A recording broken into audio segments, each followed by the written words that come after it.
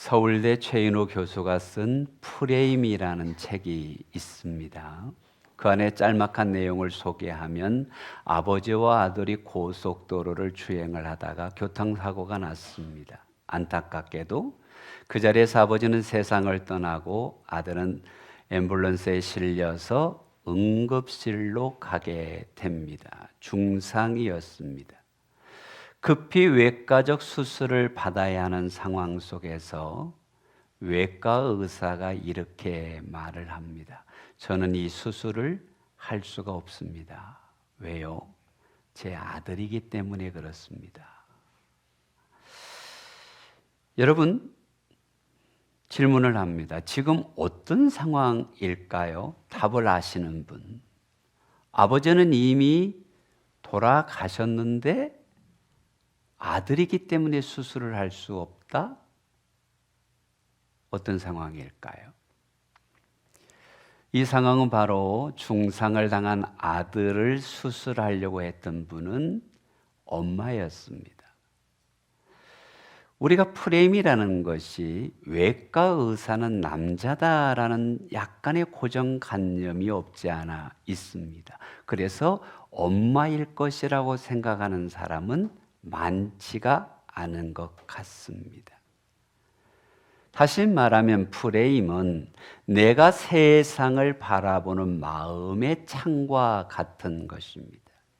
이것이 지식을 통해서 경험을 통해서 쌓아온 오랜 인생의 모습이라고 말할 수가 있는데 이 프레임은 주관적임에도 불구하고 많은 사람들이 내가 보는 마음의 창은 다른 사람도 비슷할 것이다 라고 생각하는 경향이 있습니다. 그런 것을 심리학적으로 허위압의 효과라고 말을 하지요. 프레임을 다른 말로 하면 관점이라고 이야기를 할 수가 있습니다. 여러분, 최윤규 씨의 관점 다르게 보는 힘이라는 책을 보면 해수욕장 앞에 유일하게 복적복적 이렇게 손님이 많이 찾아드는 식당이 있습니다. 그 이유인즉 살펴보았더니 해수욕장에서 맨발로 들어오면 이 많이 더러워지니까 대부분 집에는 맨발 입장 금지라는 팻말이 있는데 이 집에만큼은 맨발 입장 환영이라는 표지가 붙어 있었습니다. 손님이 몰려옵니다. 대박집이 되었습니다. 역발상입니다. 다르게 보는 것이 실력이다라는 말도 우리에게 있습니다. 남다른 사람이 된다라는 것은 내가 시선을 보는 관점을 남다르게 가질 때 시작이 됩니다. 우린 늘 무엇을 보면서 살아갈까요? 믿음의 사람, 영적인 리더들에게 필요한 관점은 저는 은혜라고 생각을 합니다. 오늘 본문이 이 은혜의 관점을 보여주는데요. 안디옥 교회가 창조적 소수에 의해서 전도를 하고 큰 부흥이 일어났습니다. 예루살렘 교회에서 바나바를 그 교회의 리더로, 지도자로, 목회자로 파송을 하지요. 이 안디옥 교회는 신생교회입니다. 집사회도 없을 거고 장로도 안 계실 거고 기관이나 사랑방이나 목장 등도 없는, 그러다가 여러 계층이 있고 여러 인종이 있고 유대인과 이방 민족이 섞여 있는 복잡한 구조를 가진 교회입니다. 그럼 우리가 생각해 볼 수 있는 게 뭡니까? 이 교회는 여러 가지 어려움이 있었을 것이다 라고 생각을 해볼 수가 있습니다. 그런데 오늘 본문의 주인공인 바나바가 이 안디옥 교회를 갔을 때 무엇을 보았을까? 신생교회의 어려움이 아니라고 말합니다. 오히려 은혜를 보았다고 말합니다.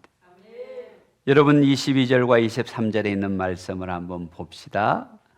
예루살렘 교회가 이 사람들의 소문을 듣고 바나바를 안디옥까지 보내니 그가 이르러 하나님의 은혜를 보고 기뻐하여. 아멘. 무엇을 봤나요? 은혜였습니다. 어려움을 보았습니까? 은혜를 보았습니다. 여러분, 불평이 있는 사람은 불평이 보이고 은혜가 있는 사람은 은혜가 보입니다. 저는 여러분이 참 은혜로워 보입니다. 여러분은 목사가 은혜로워 보이십니까? 네, 은혜가 있기를 바랍니다. 바나바는 그들의 이루어 놓은 믿음을 보고 성장하는 교회를 보며 은혜를 말하고 있습니다. 이렇게 은혜를 본 바나바가 권면하는 것이 있는데, 이 좋은 교회가 굳은 마음으로 주님께 붙어 있기를 바란다. 여러분 보세요. 23절입니다. 모든 사람에게 굳건한 마음으로 주와 함께 머물러 있으라 권하니. 격려했다는 말입니다. 용기를 주었다라는 말입니다. 바나바라는 이름이 권위자입니다. 격려하는 자입니다. 권면하는 자입니다. 그 이름값대로 처음 오신 목사님이 모든 성도를 보면서 당신들의 믿음이 참 귀합니다. 하나님의 사랑이 여러분 가운데 머물러 있습니다. 우리가 좀 더 굳은 믿음을 가지고 하나님을 기쁘게 합시다. 하나님이 우리를 쓰실 것입니다. 아직 연약한 믿음을 가진 안디옥 교인들이 힘을 얻고, 야, 신앙생활 열심히 해야 되겠구나. 우리가 하나님의 교회를 위하여 조금 더 힘을 내야 되겠구나. 은혜의 마음이 샘솟지 않았겠습니까? 바나바가 가진 은혜의 관점, 우리들의 관점이 되기를 바랍니다. 그렇다면 바나바는 이 은혜의 시선이 어디에서 왔느냐라는 것입니다. 여러분, 바나바가 권위자가 될 수 있었던 원인, 격려자가 될 수 있었던 원인을 24절에서 이렇게 말씀합니다. 바나바는 착한 사람이요 성령과 믿음이 충만한 사람이라. 착한 사람이다. 타고난 기질이 그는 선한 사람이었다고 말합니다. 그런데 여러분, 착하다고 권위자가 되는 것은 아닙니다. 바나바를 권위자로 만들었던 문장은 다음에 있습니다. 뭐라고 말씀하십니까? 성령과 믿음이 충만한 사람.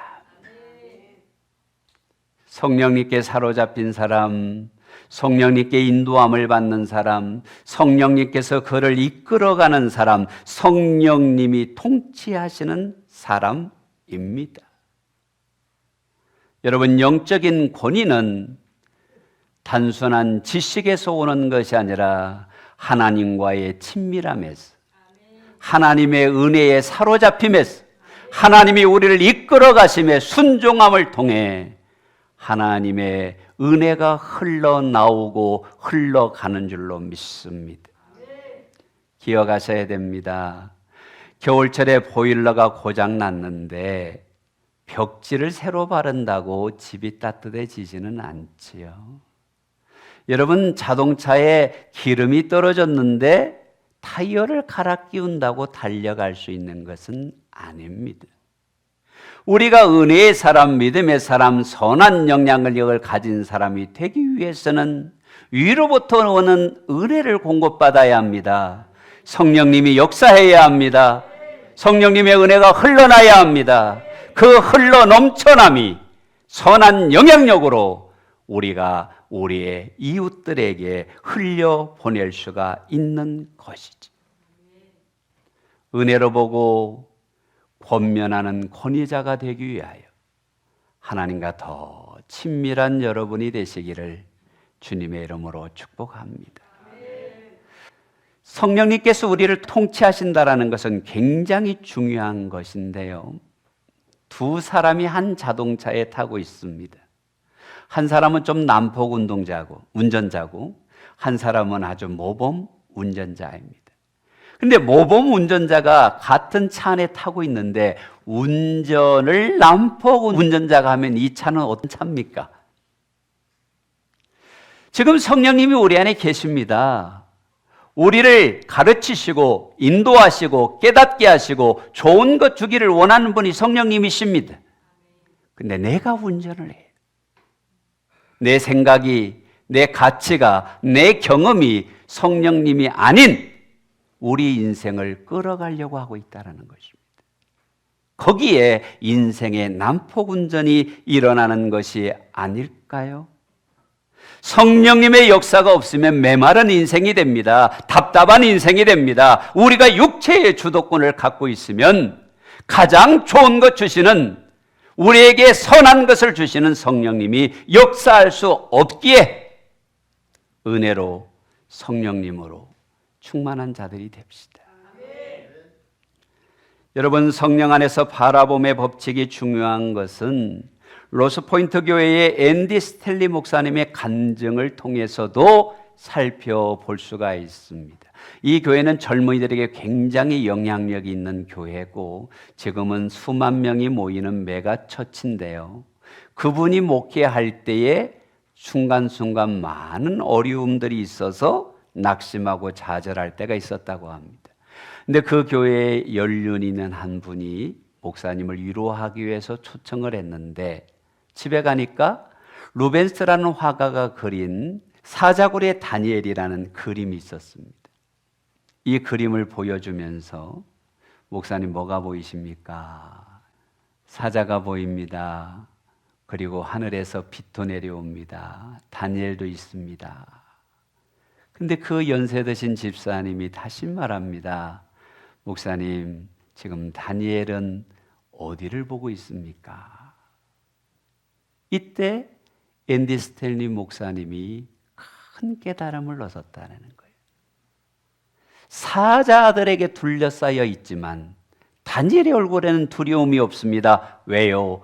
하나님을 향하여 그의 눈을 고정하고 있기 때문입니다. 여러분, 우리 인생의 크레파스처럼 다양한 시험과 문제와 고난이 있습니다만은 그 문제라는 사자를 보지 마시고 하나님을 보게 되시기를 바랍니다. 하나님을 바라보게 되시기를 바랍니다. 그리하시면 사자를 통치하시고 다스리신 하나님이 우리의 인생을 섭리하시고 인도하시고 은혜 주실 줄로 믿습니다. 하나님은 시몬을 바꾸어 베드로를 만드시고 우리의 아들 요한을 바꾸어 사랑의 사도로 만드신 분이 하나님 아니십니까?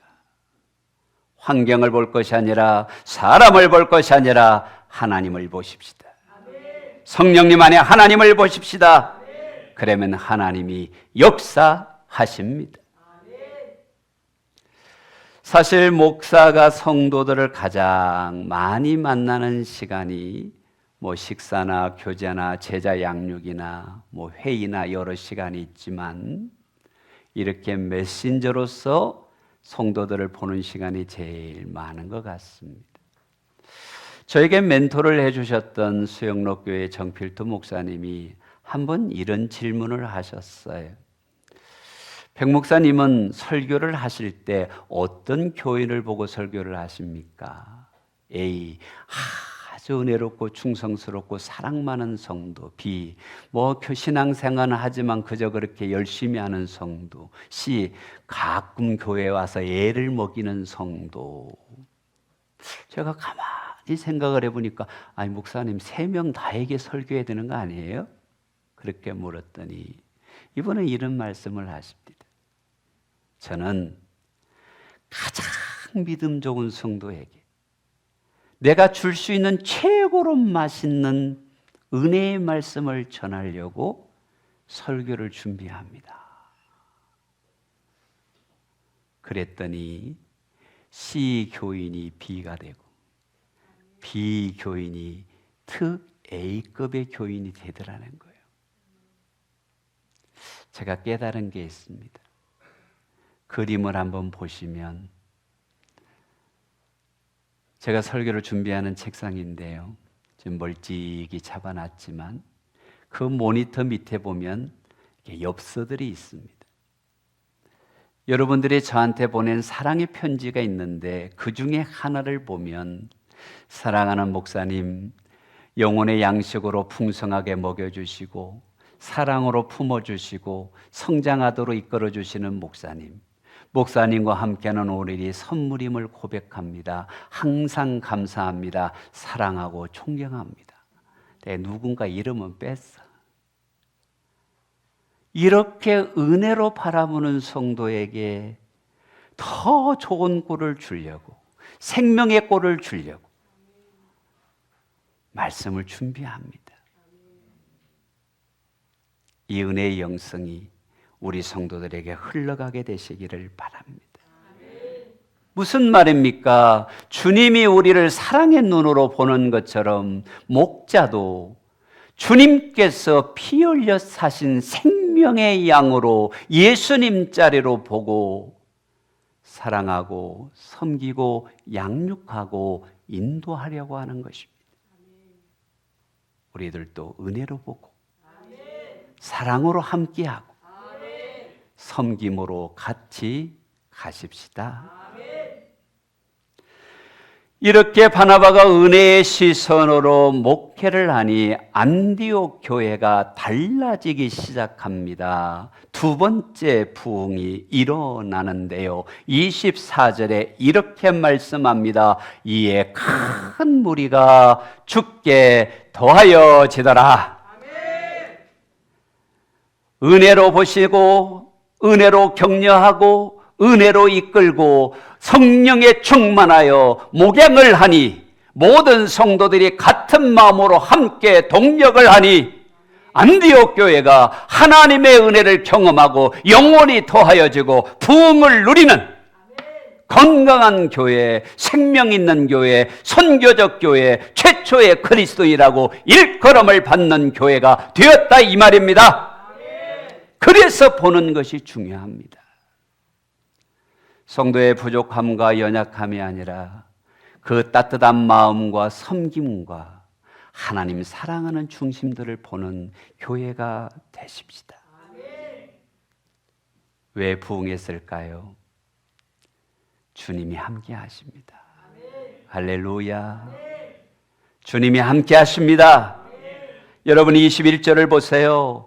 주의 손이 그들과 함께 하심에 수많은 사람이 믿고 주께 돌아오더라. 아멘. 아멘. 구원은 사람의 힘으로 되는 것이 아닙니다. 하나님의 은혜 주셔야 합니다. 여러분, 교회는 우리의 힘으로 되는 것이 아닙니다. 하나님이 하셔야 합니다. 그런데 안디옥 교회에 하나님이 함께 하셨다. 성도 여러분, 우리가 주님이 함께 하시도록, 주님이 떠나지 아니하고 은혜 베푸시도록, 더 큰 은혜 베푸시도록 주님의 마음을 기쁘게 합시다. 믿음으로, 은혜로, 사랑으로, 충성으로.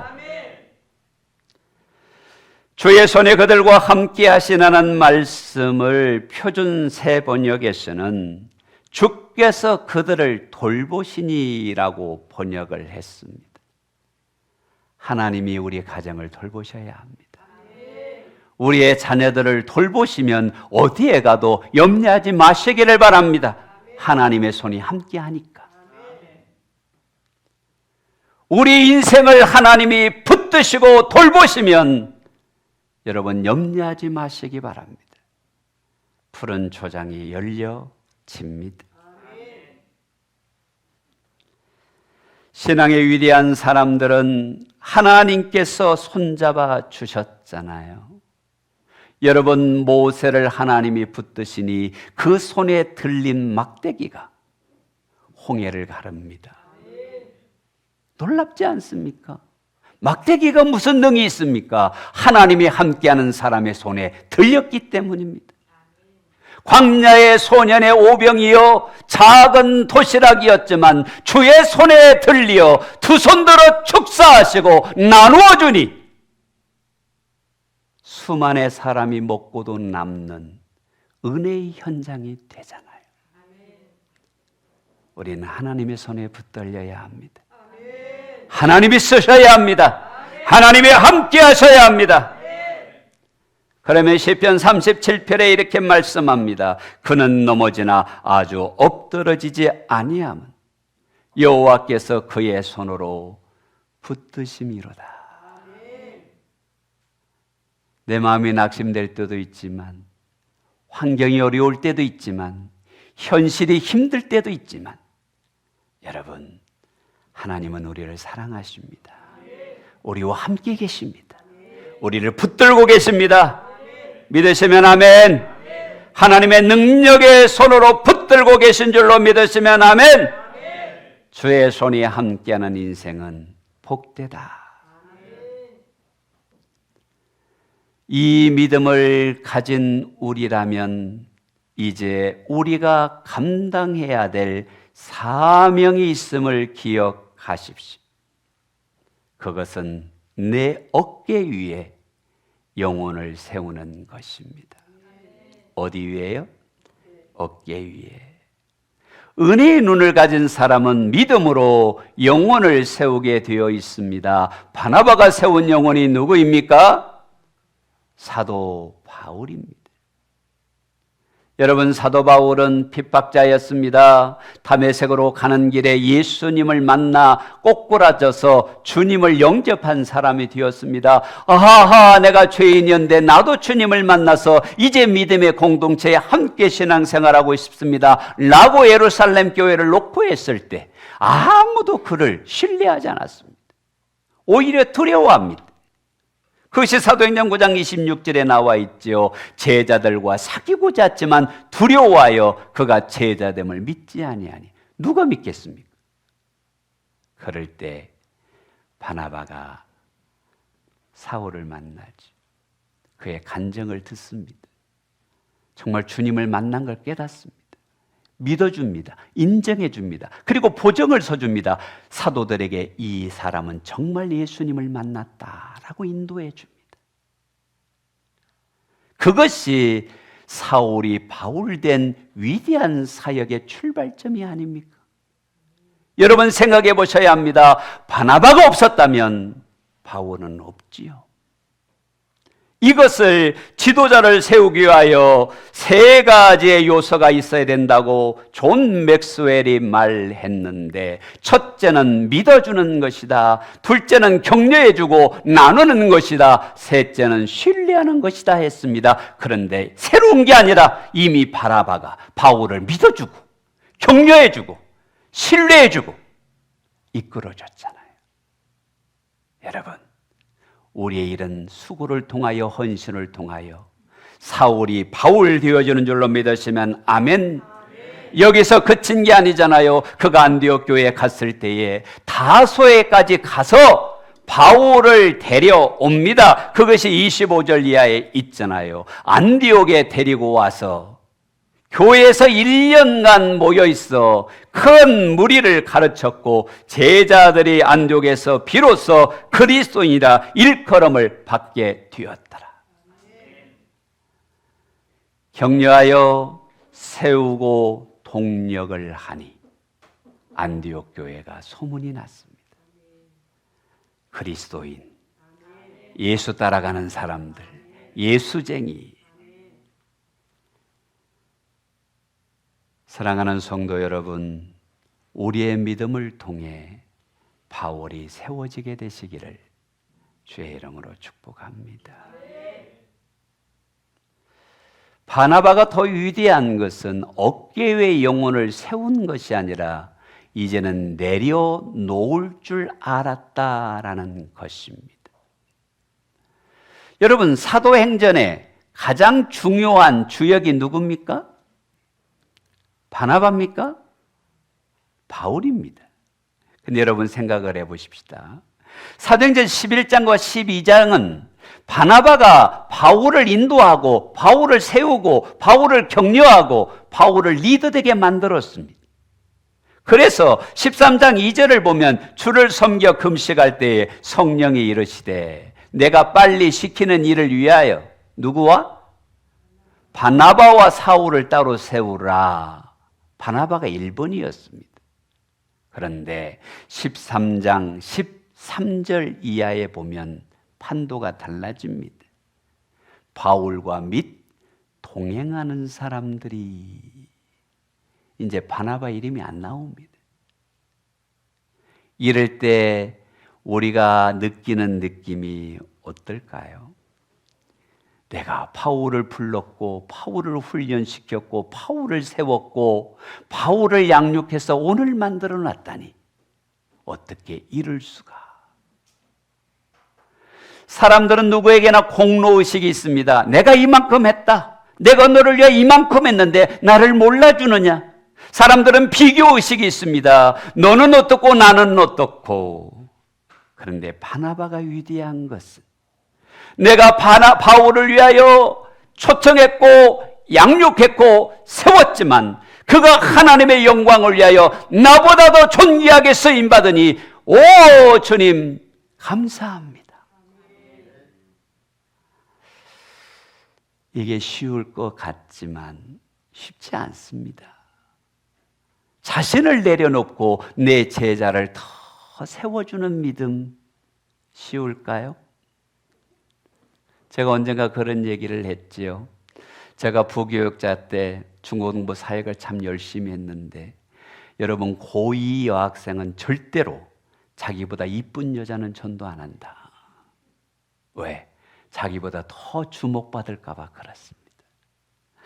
이런 마음들이 우리 안에 있습니다. 그런데 바나바는 그렇지 않았어요. 나보다 더 존귀하게 쓰임받으니 은혜입니다. 나보다 더 많이 쓰임받으니 은혜입니다. 여러분 이렇게 세워갑시다. 세워줍시다. 바나바에게 이렇게 은혜를 받으면서 자란 사도 바울이요, 바나바보다 훨씬 깊은 은혜를 고백합니다. 그것이 고린도전서 15장 10절에 있는 말씀인데요, 한 목소리로 읽어보십시다. 그러나 내가 나된 것은 하나님의 은혜로 된 것이니 내게 주신 그의 은혜가 헛되지 아니하여 내가 모든 사도보다 더 많이 수고하였으나 내가 한 것이 아니요 오직 나와 함께 하신 하나님의 은혜로라. 아멘. 하나님의 은혜입니다. 하나님이 하셨습니다. 누구한테 배웠겠어요? 여러분 사도 바울의 신앙의 가장 중요한 고백은 믿음이라는 단어와 은혜라는 단어입니다. 하나님의 은혜입니다. 내가 어떤 사도보다도 더 많이 수고했지만 이렇게 수고한 것은 내가 잘나서가 아니라 하나님의 은혜입니다. 여러분 은혜는 카리스라고 하죠. 값없이 구원받는 그 은혜를 말하는 것인데 사도 바울에 와서는 조금 더 성격이 됩니다. 뭐라고 하냐면 내 인생의 방향, 내 인생의 가치관, 내 인생관이 담겨 있다는 거예요.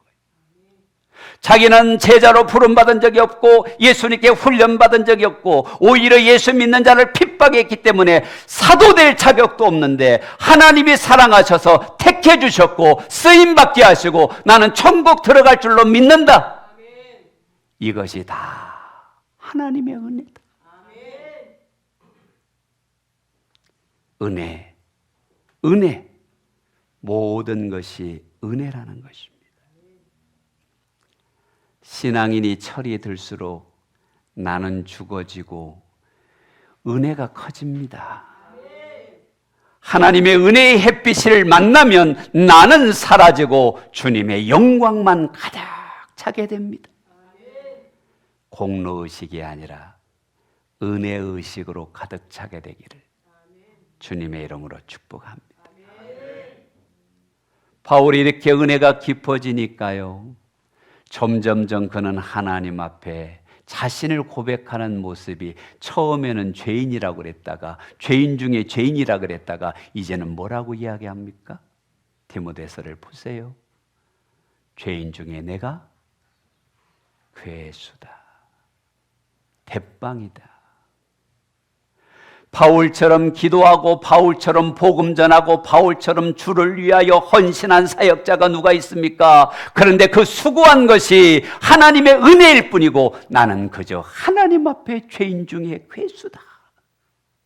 나는 사라지고 하나님의 은혜에 내 가슴 속에 흘러넘쳐서 주님 앞에 쓰임받는 것이 은혜입니다. 감동입니다. 감격입니다. 이것이 사도 바울의 간증인 것이지요. 여러분, 바울이 이렇게 은혜가 깊어진 데는 이유가 있습니다. 실패를 경험한 사람이었기 때문입니다. 그는 유대적 관점으로 예수 믿는 자들을 핍박하는 것이 하나님을 위한 일인 줄 알았지만 예수를 만나고 보니 피 흘려 사신 교회를 핍박한 거예요. 자기는 지금까지 가져왔던 가마리엘의 문화생이, 바리새인이라는 타이틀이, 할례받은 자라는 거룩함이 자기의 앞장서는 도구였는데 이것들을 의지하여 간 일이 실패를 했어요. 이제는 바울은 고백합니다. 바울이 어떤 경우에도 하나님을 앞서 일하지 않습니다. 성령님을 앞서 행하지 않습니다. 그리고 내가 가진 것은 배설물로 여깁니다. 철저하게 하나님의 뜻을 구합니다. 그리고 하나님의 이끄심에 순종합니다. 무슨 말입니까? 은혜 있는 사람은 내 마음대로 하려는 생각을 내려놓더라.